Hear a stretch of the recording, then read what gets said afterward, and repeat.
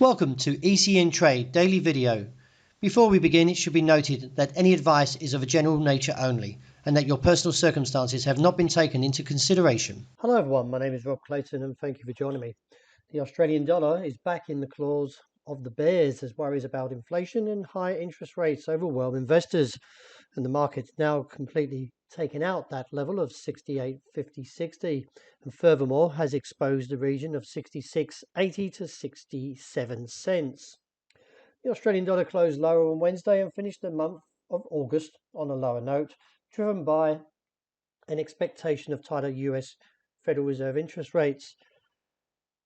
In his bluntest language yet about what is in store for the world's biggest economy, the US Federal Reserve Jerome Powell kicked off last week the Jackson Hole Central Banking Conference in Wyoming, saying that the US Fed will raise rates as high as needed to restrict growth and would keep them there, that is, for some time to bring down inflation that is running at more than 3 times the Fed's 2% goal.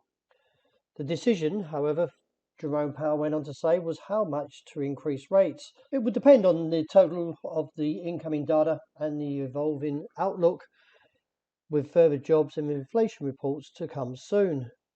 The August US non-farm payrolls report will take the center stage this Friday, while last month's data exceeded forecasts, as global markets expect a sharp reduction in the non-farm payrolls growth this week, with the August figures predicting a forecast, that is, of 295,000 jobs, with the July coming in at 528,000. Furthermore, the US consumer inflation data report is scheduled for Tuesday the 13th of September, and with the main event this month, the Federal Reserve Open Market Committee, or the FOMC, rate decision on the 21st of September, which will be Thursday the 21st at 4 a.m. Sydney time. At present, the Fed's bank mark interest rate currently stands in the target range of 2.25 to 2.5%. Furthermore, Loretta Master, head of Cleveland, Ohio Federal Reserve Bank, said official rates would need to rise above 4% and remain there for some time to control inflation. That, in some respects, didn't really move the US dollar, which measures the greenback strength against a basket of 6 major currencies, as it edged from 108.80 to 108.55. After earlier this week, it posted a fresh 20-year high of 109.42. But looking at the Australian dollar, we can see that the market, taking out this level of 68.50, has exposed the region of 67.90 and down towards a potential target of 67.35 to 66.80. With the technicals breaking down and no further of divergence, and also with an ADX starting the trend to a bear case, could see the price slowly slip away towards that lower side of the range.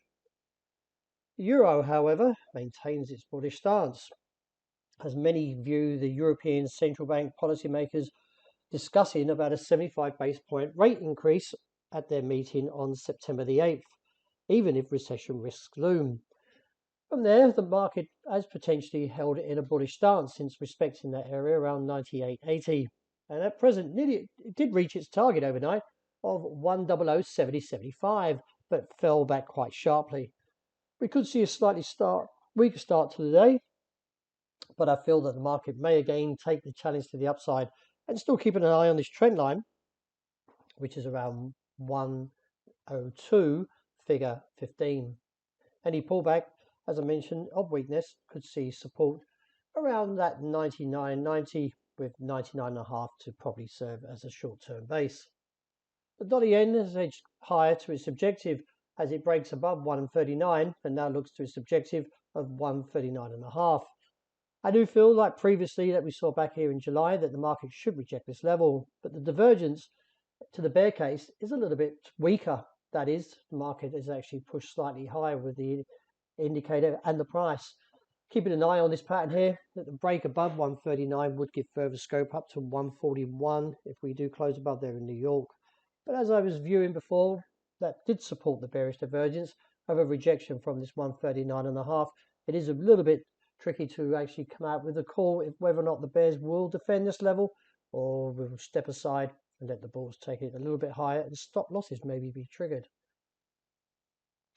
Looking at sterling, the market has dropped lower and now heading closer towards this objective that is around 115.45.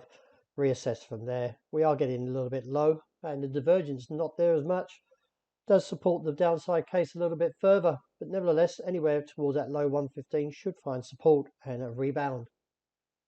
Gold has fallen lower after taking out the level of 1,722 and the market is now heading towards 1,700 with the bears eyeing the level of 1,680 as a potential target.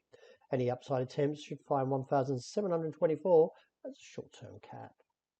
And wrapping up with oil, well, the bearish outside range today got its confirmation from the break of 90 and therefore now looks back towards the bottom side, that is around $86 a barrel, and reassess from there. In light of the pattern, if we break above 90.5, then that could generate a little bit more momentum and see a rise back up towards 94.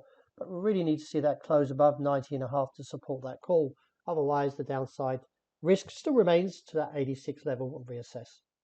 Well, that wraps it for the morning. Thank you very much for joining me. As always, look out for the intraday report. I hope you enjoy the great start to the day.